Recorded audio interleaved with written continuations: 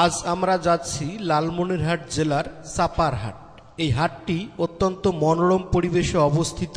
হাটটি সুদক্ষ কমিটি দ্বারা পরিচালিত।